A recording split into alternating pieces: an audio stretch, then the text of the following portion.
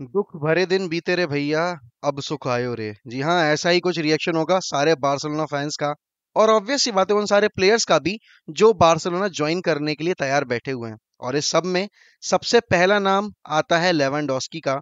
अब यहाँ पर देखो, कल जो सोशल के साथ मीटिंग हुई थी उसमें एग्री कर ली गई है 49% बार्सिलोना लाइसेंसिंग एंड मर्चेंडाइज की जो एक प्रपोजल थी, जिसमें 49% के जो आपका राइट्स थे वो एक पर्टिकुलर एजेंसी को बेचे जाएंगे। अब वो एजेंसी बार्सिलोना का नाम यूज करके अपने प्रोडक्ट सेल कर सकती है, लेकिन उसमें 51% से, मतलब अभी भी मेजॉरिटी परसेंट से बार्सिलोना का रहेगा कि वो किन प्रोडक्ट्स पर एंडोर्समेंट करवाना चाहते हैं, किन प्रोडक्ट्स पर अपना जो क्लब का नाम है वो स्पॉन्सर करवाना चाहते हैं।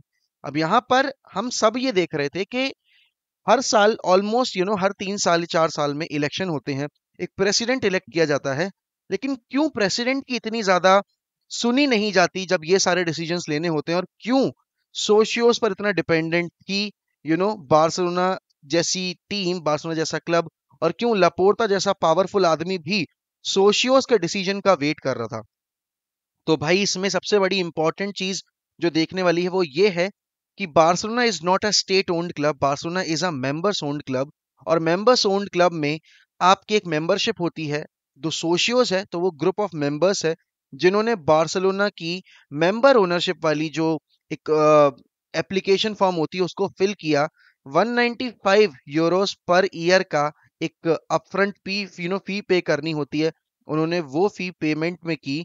दिसंबर और जनवरी के महीने में वो पेमेंट करना पड़ता है। और उसके बाद आप फॉर्म फिल कर कर या तो आप मैन्युअली जाकर बार्सिलोना हेडक्वार्टर में अपना फॉर्म सबमिट कर सकते हो, या फिर आप ऑनलाइन भी वो पेपर सबमिट कर सकते हो और अपना ऑनलाइन ही आप पेमेंट कर सकते हो, जिससे आप बार्सिलोना के सोशियो बन जाओगे। अब एक बार्सिलोना के सोशियो के पास क्या क्या ताकत होती है? भाई एक बार्सिलोना का सोशियो या फिर किसी भी मैड्रिड का अगर मैं बात करूं, या फिर मैं अगर आपके एथलेटिक बिल्बाओ का बात करूं, क्योंकि ये तीन क्लब ऐसे हैं जिनमें सोशियोस की से होती है। और अगर मैं पीएसजी मैन सिटी वगैरह की बात करूं तो ये स्टेट ओन्ड क्लब है।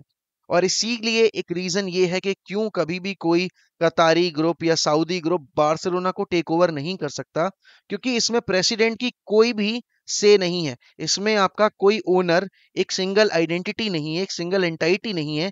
आपके मल्टीपल ओनर्स हैं, और मल्टीपल ओनर्स में अगर मैं नंबर आपके सामने पेश करूं तो 1,43,000 लोग जुड़े हैं। अभी लेटेस्ट जो अप्रैल 2022 में डेटा हमें मिला है उसके हिसाब से बार्सिलोना के टोटल सोशियोज हैं 1,43,000। और कल यही मीटिंग रखी गई थी सोशियोज की जुआन लपोर्ता के साथ। और जुआन लपोर्ता इस मीटिंग में जब आए तो उन्होंने हाई नंबर्स एक्सपेक्ट किए थे। अंदाजा लगाया जा रहा था कि तकरीबन 5,000 के अराउंड सोशियोज आएंगे, इस मीटिंग को अटेंड करेंगे। लेकिन लगभग 650 670 लोगों ने ये मीटिंग अटेंड की, 670 सोशियोज ने ये मीटिंग अटेंड की। और इस मीटिंग के बाद ये डिसीजन लिया गया कि 49% बार्सिलोना के लाइसेंसिंग एंड मर्चेंडाइज जो राइट्स हैं वो एक पर्टिकुलर जो भी अप्लाई करेगा। और ऑलरेडी आई थिंक ये चीज क्लियर हो गई है। I don't know about the agency, I don't know about the industry जिसने ये डील परचेज की है, इस डील पे एग्रीमेंट किया है।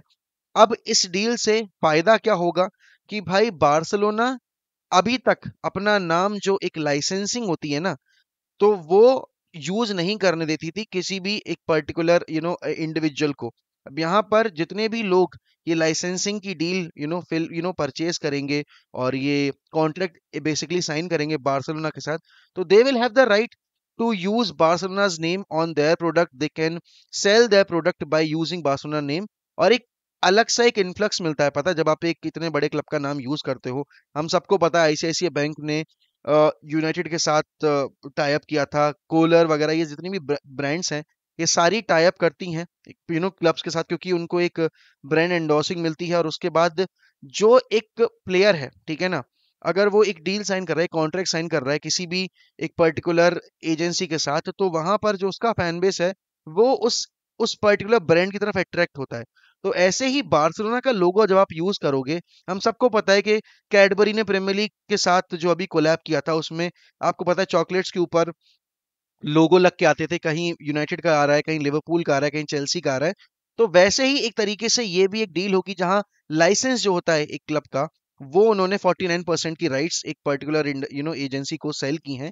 अब यहाँ पर एक एग्जांपल हम देख सकते हैं कि फीफा फीफा में इस साल हमने यूवेंटस को अलग नाम से देखा था, क्योंकि यूवेंटस ने अपना लाइसेंस जो है वो ई फुटबॉल को, जो मतलब पहले जो पेस था अब वो ई फुटबॉल बन गया है, उसको बेच दिया था।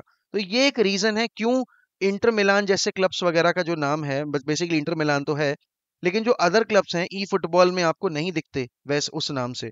अब यहाँ पर एक एग्जांपल आप ले सकते हो कि जैसे बार्सिलोना ये डील साइन कर गई, ठीक है ना, तब उनको 700 मिलियन टू 800 मिलियन का कैश इन्फ्लक्स मिल रहा है, जिसकी वजह से जो उनकी फाइनेंशियल इंस्टेबिलिटी थी वो अब उनकी दूर हो जाएगी। लेकिन ये अभी ना एक तरीके से 1 ईयर की डील, मतलब अगर आप इस सीजन देखोगे तो आपको एक मेजर बूस्ट मिलेगा। अगली साल ये किस तरह से वर्क करेगी इस पर अभी आगे हम देखेंगे। उसके साथ ही साथ जो अभी फाइनेंशियल तरीके से लायबिलिटीज बनी हुई थी क्लब के अंदर, वो अब बहुत हद तक दूर हो जाएंगी, क्योंकि सोशियोज और लपोर्टा की मीटिंग के बाद ये डिसीजन लिया गया है कि अगर प्लेयर्स वेज कट लेने को तैयार नहीं होंगे और अगर प्लेयर्स यूजफुल नहीं है बार्सिलोना के लिए, तो उनका कॉन्ट्रैक्ट एक बार में टर्मिनेट करके उनको अपफ्रंट फी जितनी देनी होगी वो दी जाएगी और उनको क्लब से अलविदा कहा जाएगा। अब यहाँ पर लेवेंडोस्की, जूल्स कुंडे, कुलिबाली, डी मारिया, राफिनिया और आपके जितने भी सारे प्लेयर्स लिंक हैं बार्सिलोना के साथ, अब उनके लिए एक रे ऑफ होप दिखाई दे रही है, क्योंकि जो बार्सिलोना की एक तरीके से हेल्पलेसनेस थी मार्केट के अंदर, क्योंकि उनको वेज बिल मेंटेन करना था और उनको साथ ही साथ अपना जो ट्रांसफर फी थी वो नहीं दे सकते थे। वो पैसा ऐसा नहीं था कि बारसा के पास पैसा नहीं था, पैसा था लेकिन वो खर्च नहीं कर सकते थे। अब ये जो डील साइन करने के बाद उनको पैसा मिलेगा, उसको वो अब तरीके से यूज कर पाएंगे। उसके साथ ही साथ हम सबको पता है स्पॉटिफाई की डील भी साइन हुई है, तो वहां से भी 100 मिलियन आपका मिल रहा है। अब उसके अलावा आपने 25% अपने टीवी राइट्स बेच दिए हैं एक पर्टिकुलर एजेंसी को, तो वहां से भी आपको 100-200 मिलियन का एक इन्फ्लक्स मिलेगा। तो टोटल अमाउंट जो अब बार्सिलोना के हाथ में होगा इस सीजन के लिए वो होगा अराउंड 900 टू 950 मिलियन का। ऑलमोस्ट 1 बिलियन का आप कह सकते हो कि यहाँ पे उनको अपफ्रंट अमाउंट मिल रहा है।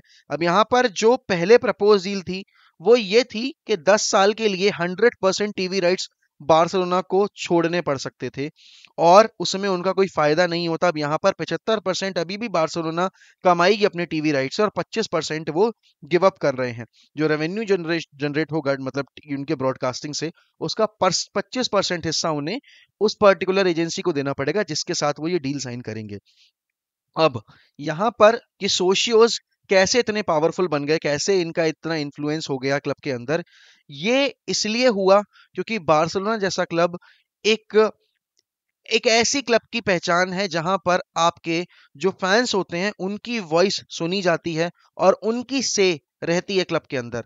अब यहाँ पर आप नहीं देखोगे ये चीज प्रीमियर लीग में प्रैक्टिस होती हुई, क्योंकि प्रीमियर लीग में आपको एक पर्टिकुलर ओनर दिखाई देगा। अगर हम इटली की भी बात करें तो इटली में अब इंडिविजुअल्स हैं जो कि ओनरशिप लिए हुए हैं, चाहे आप यूवेंटस की बात करें, चाहे आप इंटर मिलान की बात करें, चाहे आप एसी मिलान की बात करें। तो हमें पता है कि भाई ये चीज इंग्लिश प्रीमियर लीग में प्रैक्टिस नहीं हो सकती, क्योंकि वहां पर ओनर्स जैसे माइक एशली कितने साल तक कुंडली मार के बैठे रहे थे न्यूकासल की किस्मत पे। ग्लेजर्स हमारे 17 साल से हमारे पीछे लगे हुए हैं। हाँ, चेल्सी में रोमन अब्रामोविच से तो उनका पूरा काया पलट हो गया। जैसे हम देख रहे हैं कि स्टेट ओन क्लब में नासिर अल खलीफी हैं पीएसजी में, वैसे ही शेख मंसूर है मैन सिटी में। बार्सिलोना का कोई पर्टिकुलर एक ओनर नहीं है, ये सोशियोज मिलकर ओनरशिप ऑब्टेन किए हुए हैं बार्सिलोना की। और इसीलिए प्रेसिडेंट जब इलेक्ट किया जाता है तो वो भी इलेक्शन के थ्रू अपॉइंट किए जाते हैं। भारत में जब अपॉइंट किए गए थे तब भी यही प्रोसेस फॉलो किया गया था। अभी जब लास्ट ईयर रपोर्टा को अपॉइंट किया गया है तब भी यही प्रोसेस फॉलो किया गया है। तो आई थिंक आपको थोड़ी बहुत चीजें क्लियर हुई होंगी सोशियोज के बारे में। उसके साथ ही साथ अब जब लेवेंडोस्की की इतनी डेस्परेशन दिख रही थी हमें मार्केट में कि Lewandowski was already pushing Barcelona and asking Barcelona, begging Barcelona कि भाई मुझे लेके जाओ यहाँ से, I don't want to stay with Bayern Munich. तो यहाँ पर अब एक रिलैक्स फीलिंग होगी, रिलैक्स एक तरीके से एक तरह से पॉजिटिव एक मैसेज गया है उन सारे प्लेयर्स के लिए जो बार्सिलोना ज्वाइन करना चाहते थे। सबसे पहला नाम लिस्ट में ऑब्वियसली पता है लेवेंडोस्की का आएगा। अब बार्सिलोना 40 मिलियन के ऑफर के साथ, 45 मिलियन के ऑफर के साथ जा सकती है बायर्न म्यूनिख के पास, और बायर्न म्यूनिख ऑब्वियस सी बात है अब ये डील करने में बहुत ही राजी होंगे, क्योंकि अब उनको अपफ्रंट फी मिलेगी और चोचलेबाजी नहीं होगी। प्लस फ्रैंकी डियोंग के बारे में न्यूज ये आ रही है कि Frenkie de Jong can stay at Barcelona only if he takes a wage cut, but there is not a 100% guaranteed situation कि Frankie de Jong will stay at Barcelona. Barcelona might use him, still might use him to generate some more funds and would like to bring in some more players that might help, Barcelona in the defensive areas and also in the offensive areas because उनकी जो midfield है वो बहुत हद तक sort out हो चुकी है। अब यहाँ पर हमें देखना ये भी होगा कि यूल्स कुंडे जो अभी तक चेल्सी से लिंक थे अब वो बार्सिलोना से लिंक हो रहे हैं। और कल न्यूज ये आई है कि स्ट्रेट अपफ्रंट फी 60 मिलियन की पे करने को तैयार है इस मीटिंग के बाद बार्सिलोना, और वो एक एड ऑन बोनस भी देने को तैयार हैं सेविया को। यहां पर सेविया से बार्सिलोना अगर जूल्स कुंडे आएंगे तो पहली बात तो यह है कि the player will be more comfortable क्योंकि वो with in the league move कर रहे हैं, प्लस बार्सिलोना जैसे क्लब के लिए खेलने का मौका आपको रोज रोज नहीं मिलता, तो ऑब्वियस सी बात है अगर किसी भी प्लेयर को ये अपॉर्चुनिटी दी जा रही है तो वो सिड्यूस तो होगा इस अपॉर्चुनिटी से। और ऑब्वियस सी बात है अगर मैड्रिड बार्सिलोना जैसे क्लब आ रहे हैं आपके लिए तो आप अपनी पहली प्रायोरिटी पर उन्हें रखोगे। अब देखने वाली बात ये होगी कि यूज कुंडे को वो यूज कैसे करेंगे। They'll be using him as a right back और they'll be using him as a centre back. Koulibaly की डील भी अभी तक जो ठंडी पड़ी हुई थी जिसमें इतना ज्यादा कुछ एग्रेसिवनेस नहीं दिख रही थी बार्सिलोना की साइड से, अब हमें वहां भी थोड़ा सा एक तरीके से अपलिफ्ट दिखेगा। ट्रांसफर नेगोशिएशंस में एक स्पीड अप फॉर्मूला हमें देखने को मिलेगा दोनों एंड की तरफ से, क्योंकि Koulibaly would definitely want to join Barcelona. और आई नो बहुत सारे लोग ये बोलेंगे कुलिबली इज 20 30 और 2-3 साल ही दे पाएगा। सोचो 2-3 साल में आपका Jules Kounde will be hitting his peak, Eric Garcia will be hitting his peak, क्योंकि अभी he is very young and you have Ronald Araujo. अब यहाँ पर आपको एक लेफ्ट बैक भी साइन करना होगा तो लेफ्ट बैक के लिए आप जोसे गाया और मतलब ये तो अभी एक नाम है, इसके बाद हम और डिस्कस करेंगे बैठकर के कौन से ऐसे और नाम हो सकते हैं जिनको आप लेकर आ सकते हो। यहाँ पर लेवेंडोस्की की साइनिंग के अलावा आगे अपफ्रंट आप डी मारिया के पीछे जो पड़े हुए हो या फिर आप रफीनिया के पीछे पड़े हो, उसमें एक पॉजिटिव न्यूज ये भी है कि लीड्स ने अपना स्टैंस थोड़ा सा सॉफ्ट कर लिया है रिगार्डिंग रफीनियाज फी। तो यहाँ पर आप देख सकते हो कि Barcelona might sign Raphinha ahead of Di Maria because Raphinha is a long term prospect, he could be helping Barcelona in a longer term in comparison to that of Di Maria। तो वो एक बहुत बड़ा reason होगा। और उसके अलावा अगर मैं बात करूं यहाँ पर बाकी साइनिंग्स की या फिर मैं पिके की अगर सिचुएशन की बात करूं तो पिके के बारे में उन्होंने बोला है लापोर्ता ने कल मीटिंग में कि पिके is going through a rough patch. पिके काफी अपने पर्सनल लाइफ में स्ट्रगल कर रहे हैं, बेसिकली बहुत सारे चैलेंजेस को फेस कर रहे हैं, तो it's our responsibility as a club to support him in his tough time. और उन्होंने ये भी बोला कि Pique knows what the club wants, Pique knows how to help the team, Pique knows that the young group of players will be leading the line for Barcelona from now on because we are trying to build a team that fits and that will be successful in the future। तो इससे एक अंदाजा तो देखने को मिल रहा है कि यहाँ पर अब पिके आपको कम मैचेस में देखेंगे अगर पिके रुकते हैं तो, he might also sell Pique, you never know अगर शावी और लपोर्टा इस पे अड़ गए, क्योंकि if they can let go of Messi, जहां पर उन्होंने बोला भी कि मेसी का जाना उनके टेन्योर का सबसे खराब एक तरीके से सेशन था जब उन्हें मेसी को क्लब छोड़ के हुए जाते देखना पड़ा। लेकिन यहाँ पर टफ कॉल्स लेने पड़ेंगे बार्सिलोना को ऑब्वियसली। बहुत सारे प्लेयर्स जो कि खैरात की पूड़ियां तोड़ रहे हैं और रोटियां खा रहे हैं बार्सिलोना में कैंप नो में बैठकर, उनको अब हो सकता है क्लब से निकाला जाएगा और कॉन्ट्रैक्ट टर्मिनेट करने के बाद उनको जो अपफ्रंट फी देनी होगी वो देकर उनसे टाटा गुड बाय अलविदा कहा जाएगा। तो भाई आई होप आपको चीज़ें थोड़ी सी क्लियर हुई होंगी जितना मैंने एक्सप्लेन करने की कोशिश की है। बहुत सारी चीज़ें हैं जो मैं एक्सप्लेन नहीं भी कर पाया हूँ, उसके लिए माफ़ी चाहता हूँ। बट अगर आपको वीडियो पसंद आई हो तो लाइक करना मत भूलिएगा, कमेंट करना मत भूलिएगा कि अब आपको क्या लग रहा है कि बार्सिलोना कौन कौन से प्लेयर्स को इस विंडो में लेकर आ ही जाएगी अपार्ट फ्रॉम लेवेंडोस्की, क्योंकि Lewandowski is for sure coming to Camp Nou, that's a given thing, ठीक है ना।